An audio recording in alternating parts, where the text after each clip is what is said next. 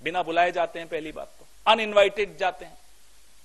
जब शपथ थी तब बुलाया नहीं गया उनको, फिर भी गए।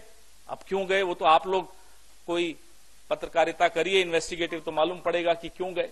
लेकिन वहां जाकर मंच पर साथ में खड़े होकर ट्रंप साहब कहते हैं हम रेसिप्रोकल टैरिफ लगाएंगे।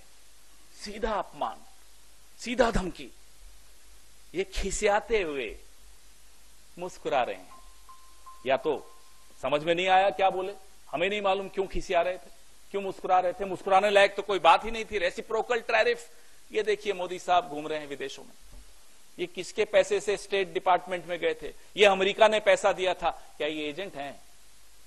क्या ये उस वक्त से ट्रेनिंग लेने गए थे कि कैसे मनमोहन सिंह जी की सरकार को अस्थिर करना है, कांग्रेस की सरकार को अस्थिर करना है? ये आपको सामने फोटोएं दिख रही हैं, देखिए लगातार। ये नौजवान है मोदी जी, देखिए, तब 50 इंच थे, अब 56 इंच हो गए, देखिए। तो हम बार बार इनसे पूछना चाहते हैं कि आप ट्रंप साहब की धमकी सुनकर आ गए। उन्होंने कहा कि हम ब्रिक्स खत्म कर देंगे, मुस्कुरा रहे हैं साहब। उन्होंने कहा टैरिफ लगा देंगे भारत पर, मुस्कुरा रहे हैं साहब। ट्रांसलेटर दो थे, इसलिए कोई ये नहीं कह सकता कि उन्हें अंग्रेजी समझ में नहीं आ रही थी। दो ट्रांसलेटर थे। मुस्कुराइए मत, वो भी मुस्कुरा रहे थे, आप भी मुस्कुरा रहे हैं।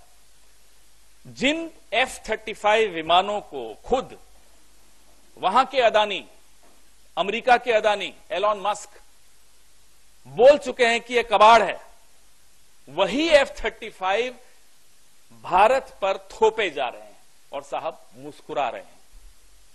यह हुआ अमेरिका में, और हमें आकर कहते हैं कि हम यूएसएड से पैसा लेके इन्हें अस्थिर करते हैं।